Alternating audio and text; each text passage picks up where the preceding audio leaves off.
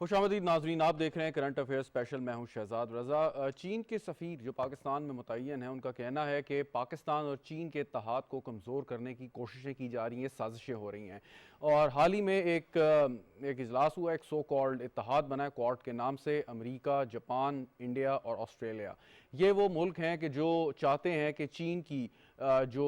بالادستی ہے، معاشی بالادستی ہے اس خطے میں، بلکہ پوری دنیا میں، اس کو کسی طریقے سے کنٹرول کیا جائے، کنٹین کیا جائے. اور اس سے پہلے افغانستان کے ذریعے کوششیں کی جا رہی تھیں، جس میں بھارت کا بڑا ایک کلیدی کردار تھا، لیکن اشرف غنی کی حکومت کے فال کے بعد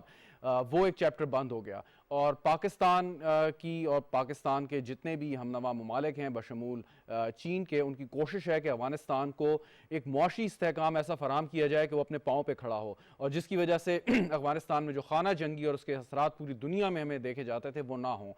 اسی آرگومنٹ کو لے کے ہمارے جو ایمبیسڈر ہیں منصور خان صاحب کابل میں، ان کا جو کل رائٹرز کو انٹرویو تھا، انہوں نے کہا کہ ہم چاہتے ہیں یا سوچ رہے ہیں کہ سی پیک کو ایکسٹینڈ کر دیا جائے افغانستان تک. تو یہ جو راہداری ہے، جو معاشی راہداری ہے افغانستان سے ہوتی ہوئی سینٹرل ایشیا اور آگے دیگر ممالک میں، یہ ایک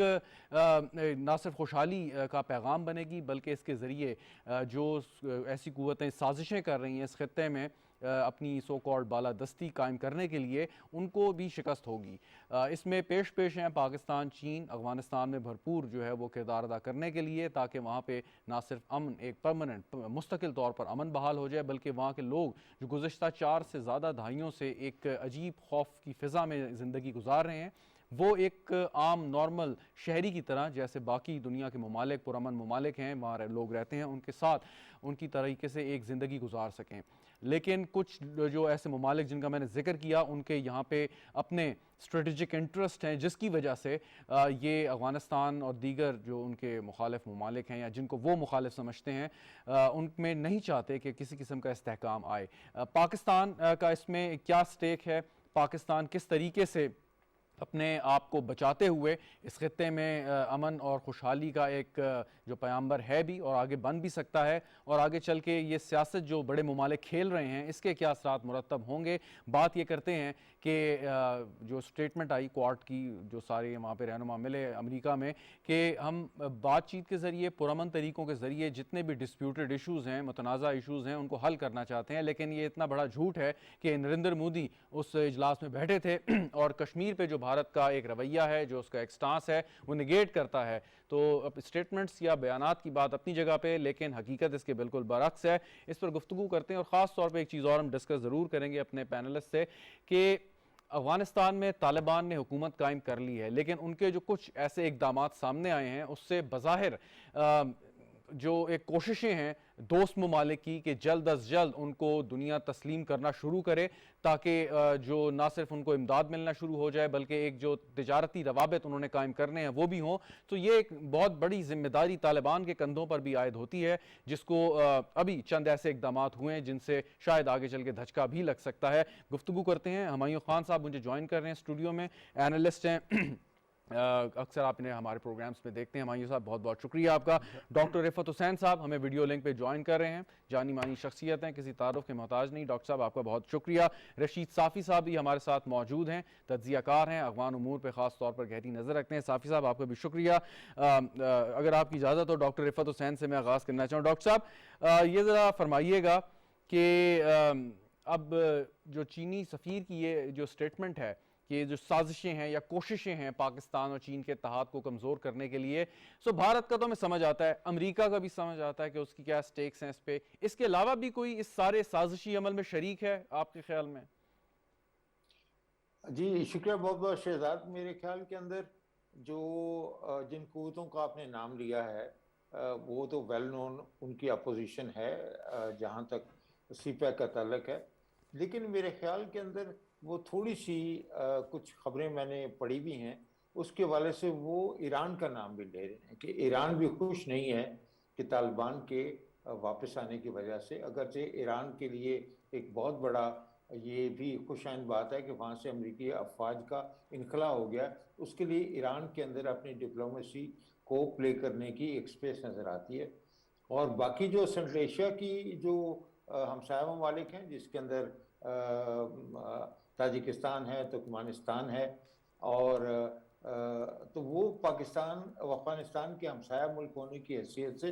وہ تو اس معاملے کے اندر وہ پیش ہیں، اور وہ پاکستان کی طرف دیکھ رہے ہیں کہ پاکستان کو ایسا انیشیٹو لے جس کی وجہ سے پاکستان اور افغانستان ڈاکٹر کے صاحب ایک روابط چیز کی ذرا سطح۔ ایکسپلین کر دیں گے آپ؟ ابھی آپ نے ایران کا نام لیا اور سو کالڈ دولت اسلامیہ کا ایک آئیڈیولوجیکل کنفلکٹ ہمیں نظر آتا ہے ایران کے ساتھ، لیکن طالبان کی جب حکومت بھی تھی ان کے کوئی ایسے ایکسپینشنسٹ آئیڈیاز ہمیں نظر نہیں آئے، اگرچہ نان سٹیٹ ایکٹرز اس وقت تھے جو ایران مخالف تھے، لیکن اب جو طالبان اور دولت اسلامیہ کے درمیان بھی ایک جنگ ہے، تو آپ نہیں سمجھتے کہ طالبان کے حق میں جھکاؤ ہوگا ایران کا؟ اس کو تو مطلب اطمینان کا سانس جی لینا چاہیے کہ جو ایک سیکٹیرین ایلیمنٹ ہے وہ وہاں سے ختم ہوتا نظر آتا ہے۔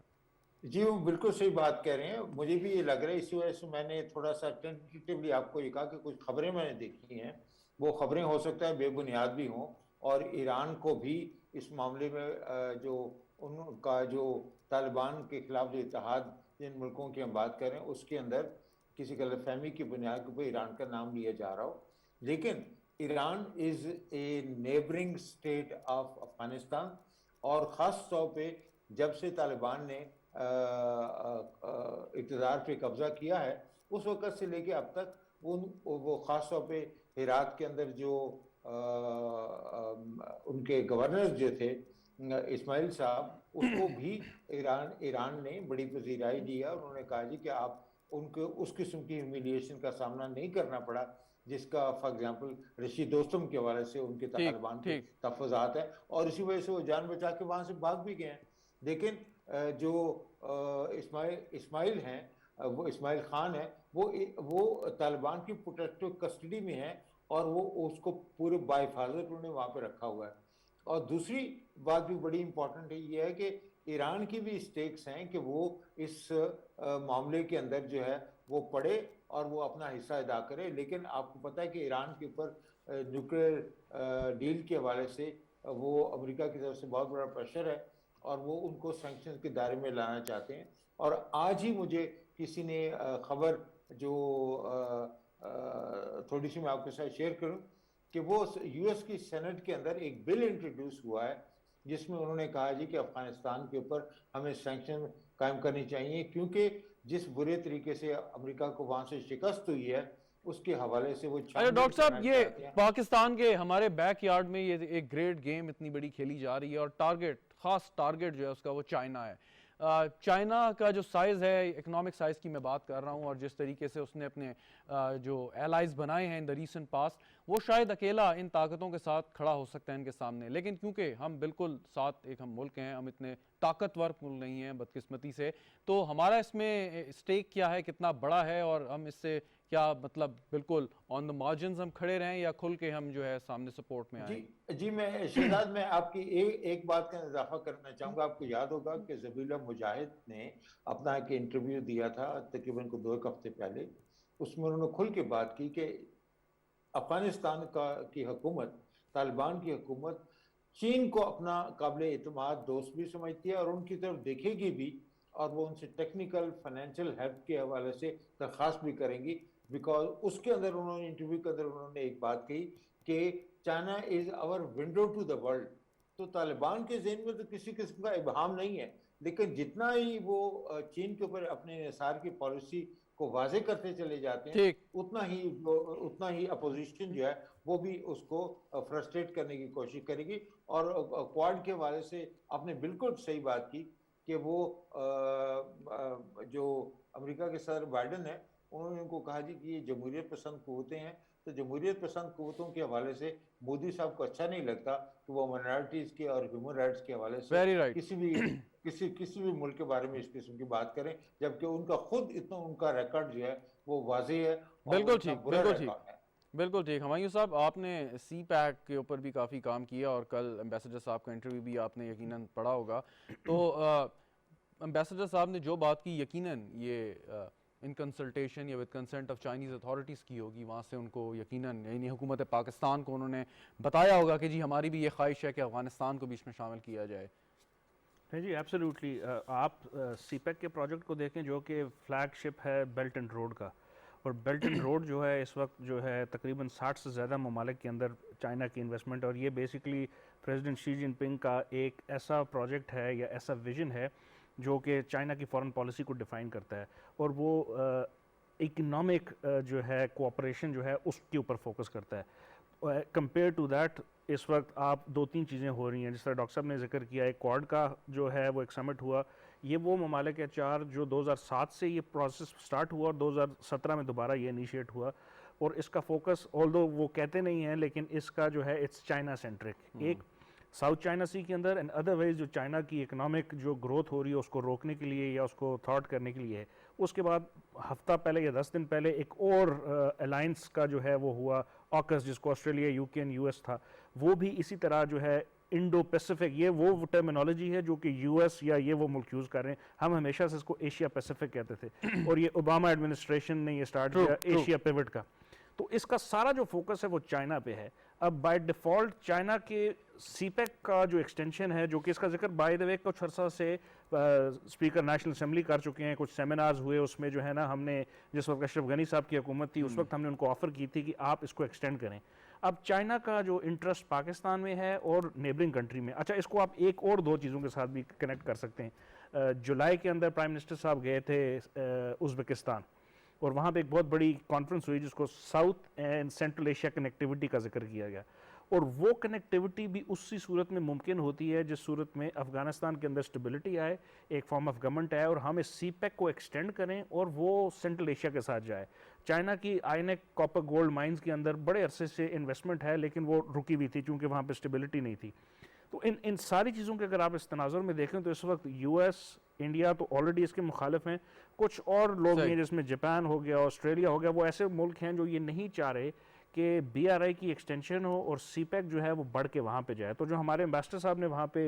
رائٹرز کے ساتھ جو انٹرویو کیا اس میں بھی انہوں نے اسی خواہش کا اظہار کیا جو کہ ان کانسوننٹ ود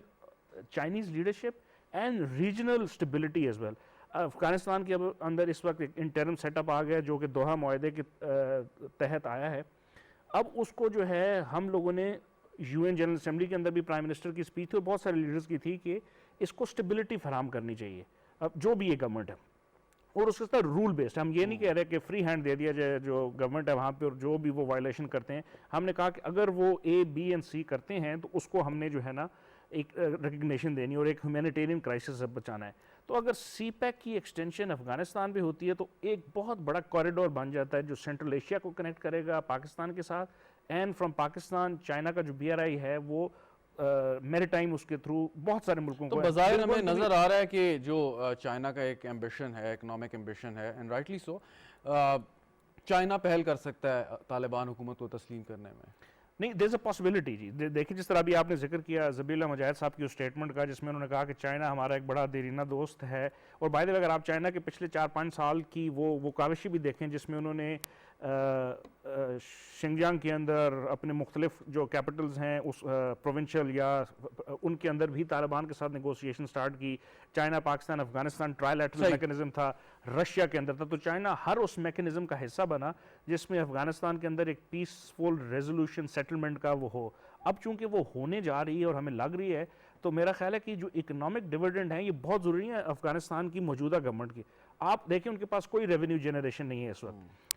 8 یا 9.8 بلین ان کے جو وہ ایسٹس ہیں وہ فروز کیے گئے ہیں یو ایس کی طرف سے. یو این نے ان اے وے ہمیں اجازت دی ہے، ہمیں سے مراد ہے کہ انٹرنیشنل کمیونٹی کو کہ ہیومینیٹیرین ایڈ پرووائڈ کی جائے. تو ان اے سینس اب ہماری جو ہے نا سارے لوگوں کی جو ہے وہ نظر اس طرف ہے کہ جو موجودہ government interim set up Afghanistan میں ہے اس کو کچھ ٹائم دیا جائے کنڈیشن کے ساتھ اور ان کو یہ بتایا جائے کہ اگر آپ اے بی اینڈ سی کرتے ہیں تو تمام دنیا آپ کے ساتھ ہے. چائنا نے اپنی انکلیشن بتا دی ہے کہ ہم چاہیں گے کہ ہم ان کو ریکگنائز کریں اگر بہت ساری چیزوں کو مانتے ہیں. ایک کوسچن یہ بھی ہے جو ڈاکٹر صاحب آپ سے میں کرنا چاہوں گا لیکن اس سے پہلے رشید صافی صاحب ہمارے ساتھ موجود ہیں. صافی صاحب، یہ جو میں نے ایک بات کی اپنے ابتدائیہ میں کہ یہ بہت بڑی ذمہ داری طالبان کے اوپر بھی، اور آپ بھی اپنے پروگرامز میں اور ہم بھی یہ بار بار ڈسکس کر رہے ہیں کہ اب ایک نیا امتحان طالبان کا شروع ہوا ہے حکومت میں آنے کے بعد. لیکن ابھی جو خبریں وہاں سے اطلاعات آ رہی ہیں افغانستان سے، جیسے رشید صافی صاحب سے شاید رابطہ ہمارا منقطع ہو گیا. صافی صاحب ہمیں سن سکتے ہیں؟ دوبارہ رابطہ کرتے ہیں رشید صافی صاحب سے. ڈاکٹر صاحب یہ ذرا فرمائیے گا کہ اگر کیا ابھی کچھ ٹائم یقیناً لگے گا, طالبان نے بھی اپنے آپ کو اپروو کرنا ہے اور اس کے ساتھ ساتھ جو ویسٹرن کنٹریز ہیں انہوں نے بھی اپنے آپشنز دیکھنے ہیں, ریکگنیشن اس طریقے سے کا عمل آگے نہیں بڑھتا, لیکن یہ جو اکنامک کوریڈور ہے یہ ایک اکنامک لائف لائن ثابت ہو سکتی ہے افغانستان کے لیے. تو اگر بڑے کیپٹلز افغانستان میں طالبان کی حکومت کو تسلیم نہیں کرتے, لیکن طالبان کی یا چین کی ان کی کوشش یہی ہوگی کہ ایک کوریڈور جلد از جلد بنے, جس کا ذکر ابھی ڈاکٹر ہمایوں صاحب بھی کر رہے تھے. جی بالکل, اور میں سمجھتا ہوں کہ یہ نہ صرف چین کی خواہش ہے کہ ان کو بھی افغانستان کے اندر جو ہے وہ ایک اسٹیک ہولڈر کے طور پہ ریکگنائز کیا جائے. آپ نے آنے کاپر کے ڈپازٹ کے حوالے سے بات کی, اور چین کے پاس ایک بہت بڑا پلان ہے جس کے تحت وہ افغانستان کے انفراسٹرکچر کو اس طریقے سے ڈیولپ کرنا چاہتے ہیں کہ پاکستان اور افغانستان کے درمیان جو محدود جو زمینی راستے ہیں ان کو اس طریقے سے ڈیولپ کیے جائے, اس طریقے سے کھولا جائے. اور اسی پلان کا ایک حصہ ہے کہ جو ایک ریلوے ٹریک بھی چینی وہ بنانے کا سوچے ہیں. لیکن یہ صرف اسی صورت میں ممکن ہے کہ اگر جب افغانستان جو ہے اس کے اندر جو بھی حکومت ہے, طالبان کی حکومت ہے, وہ اپنے آپ کو کنسالیڈیٹ کر سکتی ہے. اور دوسری جو اہم بات ہے اس حصے میں, آپ دیکھیے گا کہ ایران اور چین کے درمیان بھی پچھلے چند ماہ سے ان کے درمیان بھی $400 بلین کا ایک اگریمنٹ سائن ہوا ہے, اور وہ بھی چاہیں گے کہ اس کے اندر اپنی شرکت داری کریں. تو اس کے نتیجے میں اگر یہ شرکت داری مضبوط ہوتی ہے تو پھر اس کے نتیجے میں ایران, ترکمانستان, افغانستان اور پاکستان کی جو گیس پائپ لائن ہے ٹاپی, جو کہ ایک بہت بڑا منصوبہ ہے جس کو ایشین ڈیولپمنٹ بینک کی بھی سپورٹ حاصل ہے, وہ بھی آپ اس کے چلا سکتے ہیں. ڈاکٹر صاحب جی معذرت, آپ کی بات میں دوبارہ آپ کے پاس آتا ہوں. رشید صافی صاحب ہمارے ساتھ موجود ہیں جن سے میں سوال کرنا چاہتا ہوں. صافی صاحب, یہ بھی بات ہو رہی تھی کہ طالبان نے اپنے آپ کو ثابت کرنا ہے, اور ہمیں جو کچھ اطلاعات وہاں سے موصول ہوئی, مثال کے طور پہ ہلمند سے جیسے کہا گیا کہ حجاموں کو داڑھی چھوٹی نہ کریں, داڑھی نہ تراشیں, یا ایک پبلک ایگزیکیوشن بھی وہاں پر ہوئی کچھ کڈنیپرز کا, انہوں نے کہا مبینہ طور پہ, جنہوں نے کچھ لوگوں کو اغوا کیا تھا. سو یہ وہ افغانستان ہے جس کے بارے میں ہمارا بھی یہ کنسرن تھا کہ ہم نہیں چاہتے. ہم چاہتے ہیں کہ طالبان جو ہیں وہ ایک جدید دنیا کے ساتھ, تقاضوں کے ساتھ مل کر چلیں, تاکہ ان کے لیے بھی آسانی ہو اور ان کے جو دوست ممالک ہیں ان کے لیے بھی. صافی صاحب. جی شہزاد صاحب, آپ درست کہہ رہے ہیں کہ اصل جنگ جو طالبان کی اب شروع ہوئی ہے, ایک جنگ جو حربی جنگ کی, جو مسلح جنگ کی, اس میں تو شاید ان کو وقتی کامیابی ہاتھ لگی ہے, لیکن جو اقتصادی جنگ ہے, جو اصل مسئلہ ہے اس ریجن کا, جو خطے میں ہم رہ رہے ہیں, اسپیشلی افغانستان, آپ مجھ سے بہتر جانتے ہیں کہ لینڈ لاک کنٹری ہے, پاکستان سے زیادہ وہاں پہ معاشی اور اقتصادی مسائل اب سے نہیں بلکہ دہائیوں سے موجود ہے. تو اصل امتحان اب شروع ہے. ایک تو سیاسی امتحان بھی ہے. اگر طالبان یہ دعویٰ کرتے ہیں اور ان کا دوحہ آفس جس کا 3 سالوں سے پوری عالمی برادری کو باور کرانے میں مصروف رہا ہے کہ طالبان اب بدل چکے ہیں اور دنیا کے تقاضوں کے ساتھ اور نئی دنیا کے ساتھ چلنے کے لیے تیار ہے, تو اب عمل کا وقت آ چکا ہے. ایک تو طالبان کو اپنے سیاسی اور انتظامی امور میں لچک پیدا کرنی ہوگی, اور ایسا نظام انہیں دینا پڑے گا جس طرح کا پاکستان سے مطالبہ. جی, ایک یہ بات بتائیں کہ مطلب یہ کتنا مشکل ہے ان کے لیے. چلیں, طالبان کی جو قیادت ہے, جو آپ مطلب جن کا ایکسپوئر ہے, جو بات کرتے رہے دنیا کے ساتھ, دنیا کو باور کرانے کی کوشش کرتے رہے, اور جو ان کا فٹ سولجر ہے, کتنا مشکل ہے ان کے لیے اس اپنے فٹ سولجر کو سمجھانا, یا جو اتنے عرصے سے یہ جد و جہد کرتا رہا ہے اور جو جہاد کرتا رہا ہے, اور وہ یہ سمجھتا ہے کہ اگر اب اس موقع پہ اب آپ کی آئیڈیالوجی آپ یکسر تبدیل کرتے ہیں, سو وہ کتنا ڈسگرنٹلڈ ایلیمنٹ بن کے نکل سکتا ہے. یا جو نان اسٹیٹ ایکٹرز اب ایکٹیو ہونا شروع ہوئے ہیں دوبارہ افغانستان میں ایک نئے عزم کے ساتھ, اس طرف تو ان کی جو ہے وہ جھکاؤ چلا جانے کا کتنا امکان آپ دیکھتے ہیں؟ ڈاکٹر صاحب, یہ اتنا ہی مشکل ہے, بلکہ اس سے کئی گنا زیادہ مشکل ہے جتنا مشکل ہماری سیاسی جماعتوں کے لیے اپنی منشور پہ حکومت میں آنے کے بعد ہوتا ہے. ہم اگر اپنی سیاسی ماحول پہ یا سیاسی روایت پہ نظر ڈالیں تو بہت ساری بشمول پاکستان کے سنگھ صاحب جو عمران خان صاحب ہمیں بتاتے رہے ہیں ان کا منشور اس پہ عمل کرنا اب اس کے لیے کتنا مشکل ہے. اگر ان کی نیت صاف بھی ہو اور وہ دل و جان سے اس پہ عمل کرنے کے لیے آمادہ بھی ہو تو امپلیمنٹ کرنا بہت مشکل ہو جاتا ہے. تو طالبان کے لیے تو یہ جو ان کا منشور تھا یا ان کے افغان عوام کے ساتھ یا افغان مجاہدین کے ساتھ یا افغان مسلح گروپس کے ساتھ جو ان کے وعدے تھے, جو ان کا منشور تھا کہ ہم یہ لاگو کریں گے, تو ان کے لیے اگر یہ جس طرح میں نے پاکستانی سیاسی تناظر میں بات کی تو وہ طالبان کے لیے انتہائی مشکل کام ہے. جس طرح مجھ سے بار بار دوست احباب بات کرتے ہیں, پوچھتے ہیں اور یہ سوال کرتے ہیں کہ اب طالبان کتنے بدل چکے ہیں, تو میں انہیں ایک ہی جواب دیتا ہوں کہ نظریاتی طور پر طالبان نہیں بدل سکتے. ان کا نظریہ وہی ہے جو 1996 میں ملا عمر نے ان کے سامنے رکھا تھا, جس کے تحت انہوں نے اس وقت اقتدار حاصل کیا تھا اور 15 اگست میں جس منشور کے تحت وہ کابل داخل ہوئے. صحیح کہہ رہے ہیں آپ. ابھی وہی منشور, ٹھیک, اب بھی وہی منشور. صافی صاحب, ابھی جو خبر موصول ہوئی ہے کہ کنگ ظاہر شاہ کا جو ایک کانسٹیٹیوشن تھا جس میں کانسٹیٹیوشنل مونارکی کا ذکر تھا, اس کو پروویژنلی طور پہ انہوں نے کہا ہے کہ طالبان کے لاء منسٹر نے کہ اس کو ہم قبول کرتے ہیں, لیکن اگر اس میں ایسی کوئی چیز جو شریعہ کے خلاف ہوئی, متصادم ہوئی, تو اس کو ہم ریجیکٹ کر دیں گے. اور وہ آئین جو ہے وہ خواتین کو ووٹنگ کا بھی رائٹ دیتا ہے, کہ ابھی جو سٹوریز اس وقت ریلیز ہو رہی ہیں ہم تک موصول ہوئی ہیں. جی, جس آئین کی آج خبریں چل رہی ہے شہزاد صاحب, یہ تو بہت ہی پروگریسو آئین ہے. 1924 میں شاہ ظاہر شاہ نے اس کو لاگو کیا تھا. ابھی اس خبر کی تصدیق یا تردید نہیں ہوئی ہے, لیکن بہت ہی اہم رہنما ہے جو تیسرے نمبر پہ اگر میں کہوں مولوی عبدالحکیم شرعی, یہ بہت ہی اہم طالبان کے رہنما ہے اور یہ طالبان کے لیے آئین اور قانون کے تمام امور کے سربراہ ہیں. اگر واقعی یہ خبر درست ہے, ابھی تک ہمیں سرکاری سطح پر خبر کی تصدیق یا تردید موصول نہیں ہوئی ہے, تو یہ بہت بڑی تبدیلی ہوگی. وہ آئین شاید وہی آئین ہے جس طرح اس آئین کی اگر حیثیت لی جائے تو پاکستان کے 73 کا آئین ہے, بالکل اسی طرح وہ افغانیوں کے لیے 1924 کا آئین ہے. Very right. طالبان آمادہ ہو جائے تو ایک بہت بڑی تبدیلی اور ایک بہت بڑی بات ہوگی. بالکل ٹھیک. ہمایوں صاحب, ڈاکٹر صاحب آپ بھی اس پہ اظہار خیال کیجیے گا. ہمایوں صاحب, ابھی جو ایک ماضی میں ایک سوچ تھی جیسے برٹش امپائر کی کہ افغانستان یا اس کے آس پاس کی ٹیریٹریز کو بفر کے طور پہ وہ استعمال کرتے تھے, سو وہ کیا جو امپیریلسٹ فورسز ختم ہو گئیں لیکن ایک سائیکی یا ان کی سوچ اسی طریقے سے قائم ہے ویسٹ میں, وہی سوچ ہے کہ افغانستان کو انہوں نے اسی مقاصد کے لیے استعمال کرنا ہے, سیریسلی ایک ملک کے طور پر اس کو نہیں لینا. چلیں طالبان چھوڑ دیں, اس سے پہلے 20 سال آپ نے پپٹ گورنمنٹس کے ذریعے چلانے کی کوشش کی, لیکن اگر آپ کی نیت ٹھیک ہوتی یا واقعی افغانستان میں آپ سٹیبلٹی لانا چاہتے تو بہت کچھ کر سکتے تھے. نہیں جی, یہ بڑا اہم سوال ہے اور اس کے اوپر جو ہے نا پوری دنیا میں بہت موقعوں پہ جو ہے ڈسکشن ہوئی ہیں, بہت جو ایکیڈیمک کوارٹرز ہیں اس کے اوپر ہو رہی ہے, ملٹری کے جو پالیسی میکرز ہیں وہاں پہ ہے. تو اس میں ابھی ان کو آپ نے دو چیزوں کے تناظر میں دیکھنا ہے. ایک یو ایس اور چائنا رائیولری جو کہ دنیا میں اس وقت بڑی اہم ہو چکی ہے, جس میں یو ایس کا فوکس ہے کہ چائنا کو انڈرمائن کیا جائے ساؤتھ ایشیا کے اندر, انڈیا کے تھرو,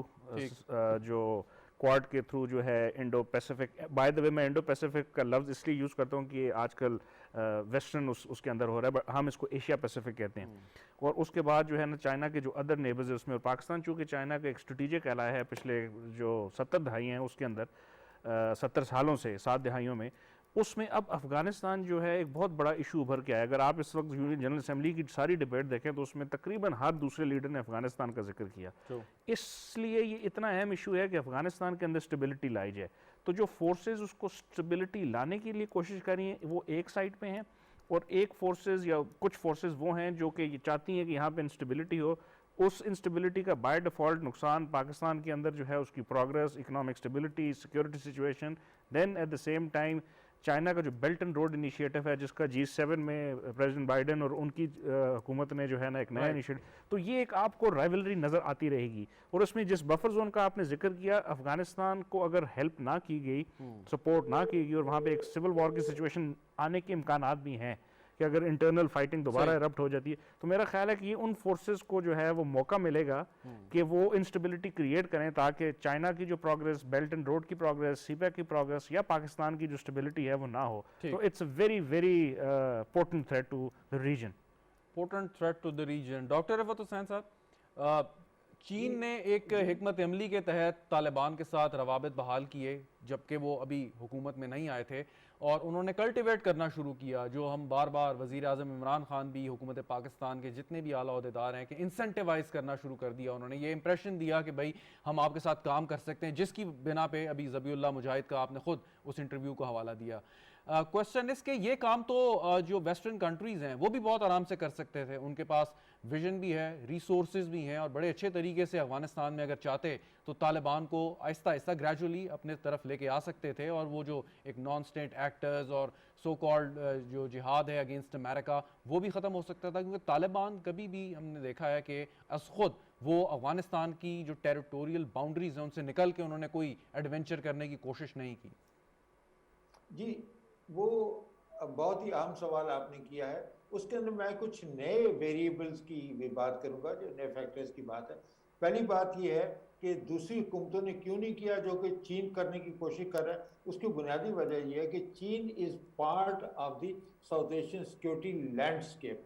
چین کا براہ راست افغانستان کے ساتھ ایک بارڈر بھی ہے، واخان کوریڈور بھی اس کے اندر شامل ہے، اور پاکستان اور چین کی دوستی جو ہے وہ بھی چونکہ ازلی ہے، بڑا اسٹریٹجک الائنس ہے، تو اس کے والے سے بھی China is a direct stake holder in side Afghanistan. ایک پہلی بات جو کہ امریکہ کا وہ ہزاروں میل دور بیٹھے ہیں، ان کا اس قسم کا اسٹیک نہیں ہے جو کہ چین کا جغرافیکل پروکسیمیٹی کی وجہ سے افغانستان کو موجود ہے. ایک بات. دوسری بات بڑی اہم ہے، وہ یہ اگر آپ دیکھیں کہ پچھلے تقریباً 1 مہینے سے تواتر سے یہ خبریں آ رہی ہیں کہ افغانستان کے جو منرل اور جو معدنی ذخائر ہیں، جس کے اندر ان کے اندر کاپر ہے، لیتھیم ہے، اور وہ نہ جانے کیا کیا ہے، وہ اس کے حوالے سے تخمینہ یہ لگایا جا رہا ہے وہ $3 ٹریلین کے اس وقت افغانستان کے پاس وہ ذخائر موجود ہیں. اور چینیوں نے بھی اس کے بارے میں ریسرچ کیا، امریکیوں نے بھی ریسرچ کیا، اور چین کو بھی پتہ ہے کہ ان ذخائر کے حوالے سے یہ جو ریسورس کمپٹیشن کی بات ہو رہی ہے اس کے حوالے سے Afghanistan will become the battlefield for access to these minerals or these resources. اب افغانستان کو اور چین کے پاس وہ ٹیکنالوجی موجود ہے جس کے حوالے سے وہ ان منرل کو وہ ایکسپلور کر سکتے ہیں، ٹیپ کر سکتے ہیں، اور وہ افغانستان کی ہیلپ کر سکتے ہیں. تو چین کا بھی اس کے اندر انٹرسٹ ہے، اور افغانستان کا بھی اس کے اندر انٹرسٹ ہے، اور پورے خطے کا بھی اس کے اندر انٹرسٹ ہے کہ یہ ریسورسز جو ہیں ان کی ایکسپلوٹیشن کی جائے اور اس کو مارکیٹ میں لایا جائے، اور اس کے لیے دولت کما کے افغانستان جو ہے وہ خود کفیل بھی ہو سکتا ہے. جس کے حوالے سے میں سمجھتا ہوں کہ یہ بہت امپورٹنٹ انیشیٹو ہے، اور پاکستان، چین اور افغانستان کو مل کے نہ صرف سی پیک کے حوالے سے اپنے تعلقات کو مضبوط کرنا چاہیے، بلکہ میں یہ کہوں گا کہ ضرورت اس عمر کی ہے کہ یہ جو چین اور رشیا بھی اس کے اندر شامل ہے، اور افغانستان جو ہے وہ ایک جو ہے وہ ہیومینیٹیرین اور اسسٹنس کے حوالے سے اور ایک کوریڈور اسٹیبلش کریں جس میں پاکستان اپنی ایکسپرٹیز افغانستان کو آفر کرے، اور وہ باقی کے جو ملک ہیں ان سے ہیلپنگ ہینڈ کی گزارش کرے. تو یہ ایک بہت ہی امپورٹنٹ انیشیٹو ہوگا، اور اس سے وہ جو اثر جو افغانستان کا ہسٹوریکلی اس کو گریٹ گیم کے حوالے سے دیکھا گیا ہے کہ اس کے اندر آپ ڈینائل کی اسٹریٹجی اختیار کریں اور یا ملٹری کو استعمال کریں، تو وہ اسٹریٹجی ہے وہ برے طریقے سے امریکہ کی ناکام ہو چکی ہے. بالکل ٹھیک. ڈاکٹر صاحب ایک وقفہ مجھے لینا ہے، معین صاحب پھر آپ کی جانب میں آتا ہوں. بریک لیتے ہیں، بریک کے بعد حاضر ہوں گے، ساتھ رہیے گا.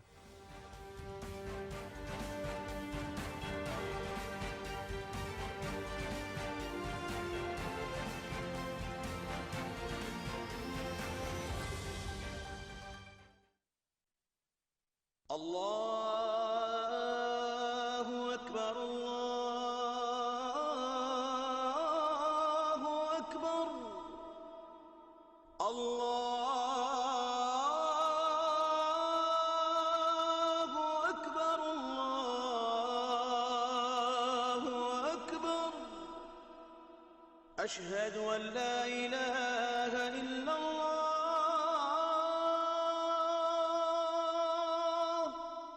أشهد أن لا إله إلا الله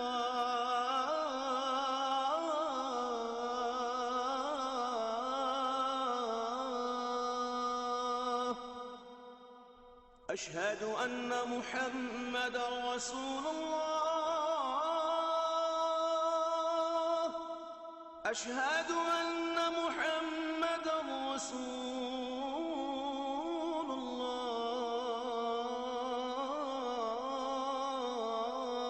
الله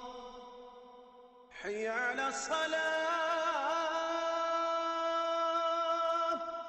حي على الصلاة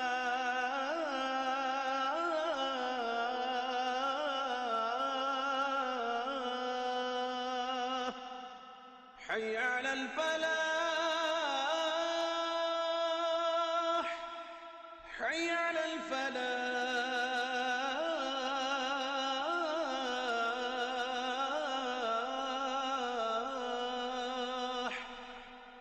الله أكبر الله أكبر لا إله إلا الله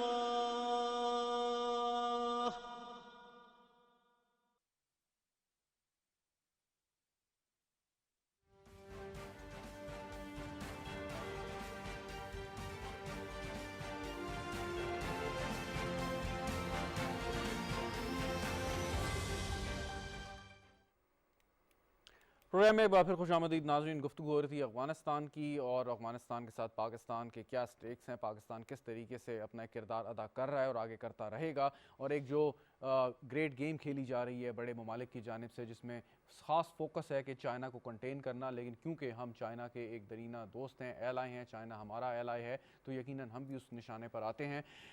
اس کے ساتھ ساتھ جو ذکر بھی میں اپنے پارٹیسپینٹ سے کرنا چاہوں گا وہ بلوچستان ہے, پاکستان کا وہ صوبہ جو پسماندہ تو بہت ہے, رہا ہے, اور اس کا جیسے بھی ہم بات کر رہے تھے کہ افغانستان کے اندر بڑا پوٹینشیل ہے, وہاں پہ منرلز ہیں افغانستان کے, اگر لینڈ کو صحیح طور پر استعمال کیا جائے, اس کے کوریڈورز کو استعمال کیا جائے تو افغانستان میں ایک معاشی ترقی کی راہ کھل سکتی ہے. اسی طرح اگر پاکستان کے جو صوبے ہیں,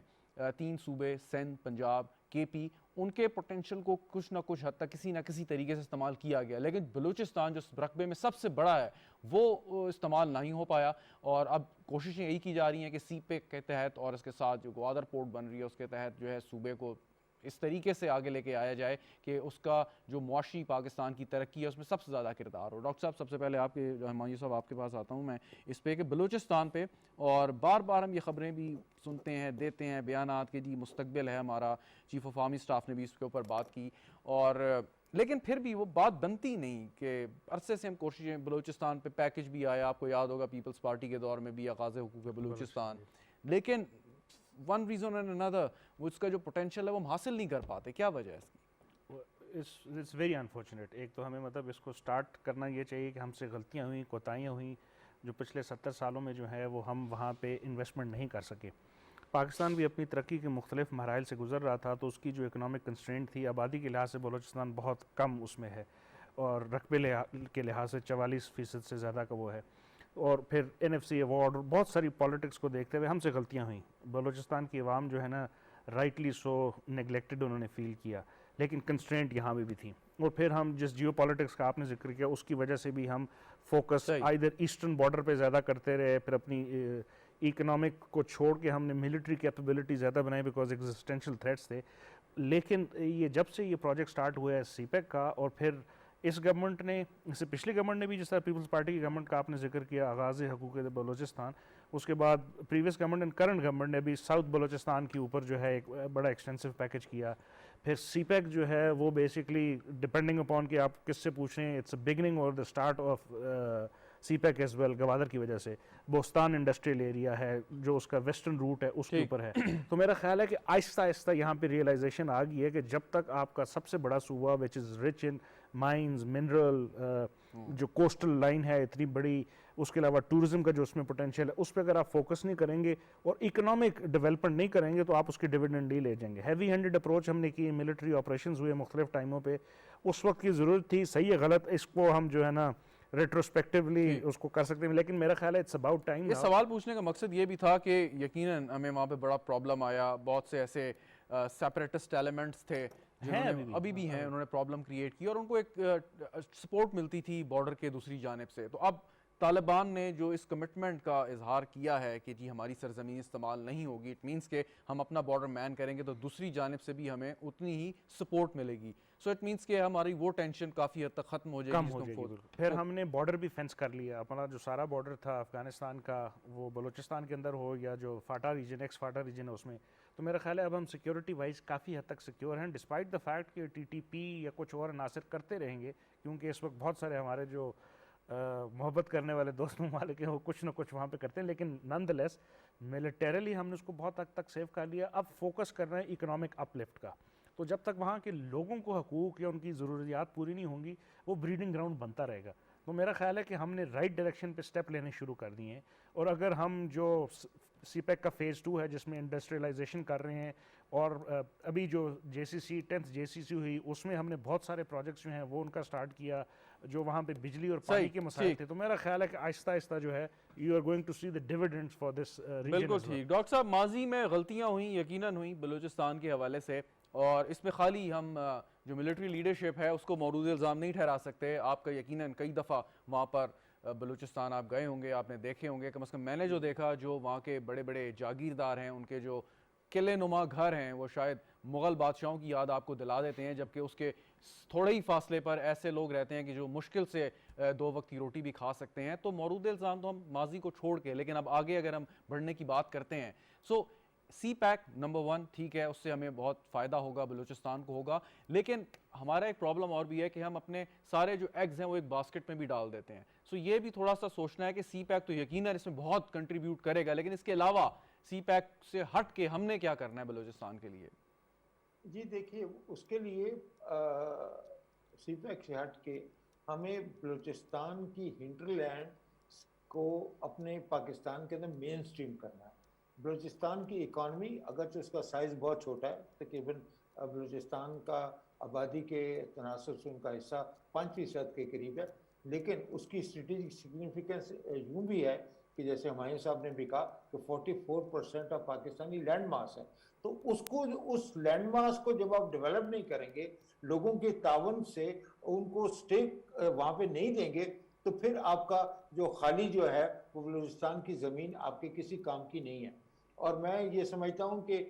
CPEC के हवाले से और गवादर की डेवलपमेंट के हवाले से मुझे पिछले साल गवादर जाने का इत्तेफाक हुआ। That was my 3rd visit to Gwadar, और मुझे ये देख के थोड़ी सी मायूसी हुई, और उसका इजहार मैं भी करना चाहूँगा कि अब तक वो गवादर के अंदर 22 बर्थ्स जो हैं वो बन जानी चाहिए, लेकिन इस वक्त 6 से ज़्यादा वो बर्थ्स जो हैं वो वहाँ पे नहीं बनी है। तो ये एक जो रफ्तार की जो कोशिश रवि है, उसको हमें थोड़ा सा एक्सेलरेट करना पड़ेगा, और वो सिर्फ उसी सूरत में हो सकता है कि वहाँ के लोगों की बुनियादी ज़रूरतें भी पैदा होंगी, और उन्हें ये उम्मीद मिलेगी कि बलूचिस्तान की जब ओवरऑल डेवलपमेंट होगी, जब ये तरक्की होगी, जब गवादर डेवलप करेगा, तो उसके हवाले से उनकी ज़ाती ज़िंदगी में भी फ़र्क पड़ेगा। तो मैं ये समझता हूँ कि अहम ज़रूरत है कि अपार्ट फ्राम CPEC या गवादर को डेवलप करने के अलावा वो बलूचिस्तान की जो माशी तरक्की है उसके लिए पाकिस्तान को एक अलहदा पैकेज अनाउंस करना चाहिए, और उसके ऊपर जितना हो सकता है वो जल्दी काम कर सके, ताकि बलूचिस्तान को जो पाकिस्तान की जो ओवरऑल जो तरक्की की रफ्तार है उसके साथ हम आंग किया जा सके। बिल्कुल ठीक। हमारे साथ फाइनली जी वो मिसाल देते हैं ना कि जी घर में कोई कमज़ोर फ़र्द जो होता है मुआशी तौर पे अदरवाइज़, तो बाकी जो ताकतवर लोग होते हैं या फ़र्द होते हैं वो उसकी मदद करते हैं ताकि वो भी अपने पाँव पे खड़ा हो। तो ये ज़िम्मेदारी खाली वफाक के साथ साथ फेडरेटिंग यूनिट्स की भी है कि वो किस तरीके से बलूचिस्तान को अपने साथ मिला के लेके चलते हैं। और इसमें अगर मतलब एक NFC ऐसा इशू है, टची इशू है पाकिस्तान की सियासत में, उसमें अगर उनको कोई सेक्रीफाइस करना हो for the sake of Balochistan, तो मेरे ख्याल में करना चाहिए भी और करना पड़ेगा। आप क्या कहते हैं? ये मेरा ख्याल है कि इससे अहम बात हो ही नहीं सकती। उसकी रीज़न ये है कि हम चूँकि चीन के साथ इतनी CPEC के हवाले से गुफ्तगू कर चुके हैं, तो चीन के अंदर एक बड़ा अहम इकोनॉमिक मॉडल है जो बड़े अरसे से वहाँ पे है, और उसका